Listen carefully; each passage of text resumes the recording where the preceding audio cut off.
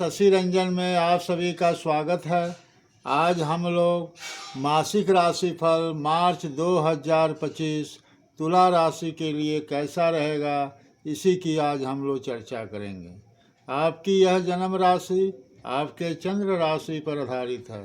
अगर आपकी राशि तुला है तो यह वीडियो बेहद ही खास और महत्वपूर्ण है। सबसे पहले ये जानें कि मार्च के महीने में ग्रहों की स्थिति किस प्रकार है। मार्च के महीने में ग्रहों की स्थिति इस प्रकार है।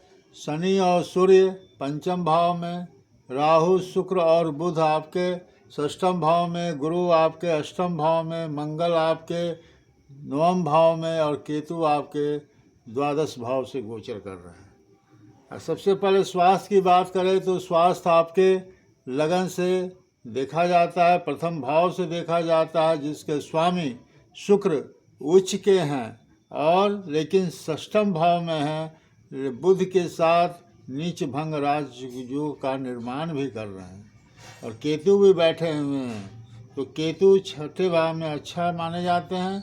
तो कोई खास आपको कोई परेशानी स्वास्थ्य को लेकर मार्च में नहीं हो रही है। थोड़ा सा अपना डाइजेस्टिव सिस्टम को ठीक रखें। कहने का मतलब कि बाहरी चीज़, जंक फूड या बाहर के चीज़ों का खाना थोड़ा अवॉइड करें तो आपका मार्च का महीना ठीक रहेगा स्वास्थ्य की दृष्टि से। अगर संतान की बात करें तो संतान पंचम भाव से देखा जाता है और पंचम भाव के स्वामी शनि पंचम भाव में बैठे हुए हैं, सूर्य भी बैठे हुए हैं और उनकी दृष्टि पाँचवीं तीसरी शनि की दृष्टि तीसरी और सातवीं और 10वीं पड़ रही है। तो शनि अच्छे हैं, अपनी ही राशि में है। 29 मार्च के बाद वो आपके षष्ठम भाव में आएंगे, लेकिन मार्च का महीना ठीक रहेगा। संतान से किसी तरह का कोई दिक्कत आपको नहीं होने जा रही है।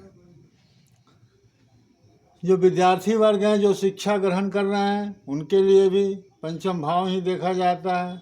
तो पढ़ाई में तो मन लगेगी, लेकिन सूर्य जो बैठे हुए हैं और सूर्य और शनि आपस में शत्रुता की भावना है। पिता पुत्र हैं, दोनों के बीच शत्रुता की भावना रहती है। सूर्य उजाले के प्रतीक हैं, शनि अंधकार के प्रतीक हैं, एक दूसरे में नहीं बनती है। तो थोड़ा सा पढ़ते थोड़ा सा आपका पढ़ाई से मन भाग सकता है या थोड़े खिन्न हो सकते हैं। अन्यथा आपका समय पढ़ाई को लेकर कोई खास दिक्कत नहीं होती हुई दिखाई दे रही है। प्रेम प्यार की बात करें तो प्रेम प्यार भी पंचम भाव से देखा जाता है। तो आपके राशि के स्वामी शुक्र उच्च के हैं, षष्ठम भाव में हैं और पंचम भाव के स्वामी शनि आपके बैठे हुए हैं। तो जिससे आप प्रेम करते हैं वो थोड़ा उग्र हो सकते हैं। उनकी बातें हो सकती है कि आपको अच्छी ना लगे, आपकी बात उनको अच्छी ना लगे, जिसके कारण से थोड़ा सा आपस में खटास हो सकता है। फिर 15 मार्च के बाद चीज़ें जब सूर्य अपना परिवर्तन कर लेंगे, आ जाएंगे षष्ठम भाव में, तब धीरे धीरे फिर स्थितियाँ सामान्य होती हुई दिखाई दे रही है। वैवाहिक जीवन की बात करें तो वैवाहिक जीवन सप्तम भाव से देखा जाता है, जिसके स्वामी मंगल भाग्य भाव से गोचर कर रहे हैं। तो वैवाहिक जीवन तो अच्छा रहेगा। आपके लाइफ पार्टनर के पिछले कुछ दिनों में हो सकती है कि उनके स्वास्थ्य को लेकर थोड़ी परेशानी हुई होगी, तो अब धीरे धीरे उनमें सुधार होता हुआ दिखाई दे रहा है। आपके लाइफ पार्टनर मार्च के महीने में कोई प्लानिंग कर सकते हैं, कहीं घूमने फिरने की प्लानिंग कर सकते हैं, या कोई नया काम की प्लानिंग कर सकते हैं, या कुछ नया करने के लिए सोच सकते हैं।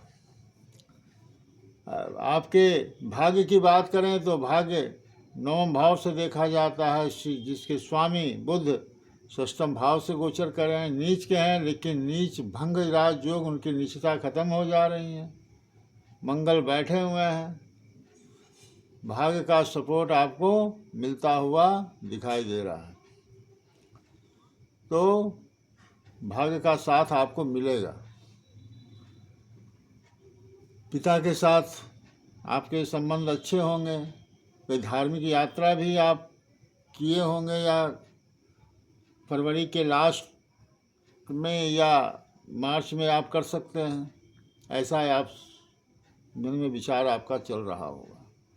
कर्म की बात करें तो कर्म आपके 10वें भाव से देखा जाता है, जिसके स्वामी चंद्रमा हर 2.25 दिन में आपका राशि परिवर्तन करते हैं। तो शनि अच्छे हैं, शुक्र भी अच्छे हैं, मंगल भी अच्छे हैं, थोड़ा गुरु आपका प्लेसमेंट सही नहीं है, राहु भी ठीक है। तो कैरियर की दृष्टि से कोई खास परेशानी नहीं होती जा रही, जैसे सामान्य चल रही है और सामान्यतः चलती रहेगी, उसमें कोई खास दिक्कत नहीं दिखाई दे रही। और आय और इच्छा की बात करें तो वो एकादश भाव से देखा जाता है, जिसके स्वामी सूर्य 5वें भाव से गोचर कर रहे हैं, उनकी दृष्टि भी आय भाव पर पड़ रही है। तो आय में तो बढ़ोतरी होगी, कोई इच्छा है उसके लिए भी आप प्रयास कर रहे होंगे। 14 मार्च से पहले उसकी पूर्ति होने की पूरी संभावना दिख रही है। धन की बात करें तो धन आपके 2 भाव से देखा जाता है, जिसके स्वामी मंगल आपके 9वें भाव से गोचर कर रहे हैं। तो धन का आगमन आपका होगा, धन आ रहा होगा, जैसे भी हो, माने धन के लेके कोई आपको चिंता नहीं होगी। माता के स्वास्थ्य और भूमि वाहन की बात करें तो ये 4th भाव से देखा जाता है, जिसके स्वामी शनि देव पिछले 2.5 साल से आपके 5वें भाव से गोचर कर रहे हैं। तो माता का स्वास्थ्य आपका उत्तम होगा, कोई दिक्कत नहीं होगी। भूमि वाहन आप सोच रहे होंगे या लिए भी होंगे, क्योंकि शनि का प्लेसमेंट आपके अच्छा है।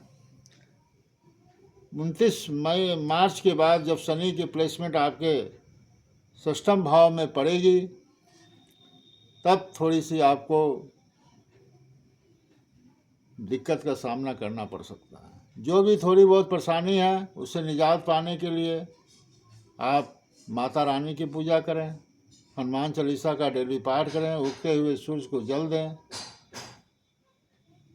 और विष्णु सहस्त्र नाम का डेली पाठ करें, तो कठिनाइयों में कमी देखने को मिलेगी। कृपया आप लोगों से अनुरोध है कि इस चैनल को लाइक कीजिए, सब्सक्राइब कीजिए, शेयर कीजिए, जो भी आगे वीडियो बने उसकी नोटिफिकेशन आप तक पहुंच सकें और आप ज़्यादा से ज़्यादा लाभान्वित ले सकें। इसी के साथ मैं अपने वक्तव्य पर विराम लगाता हूं। धन्यवाद।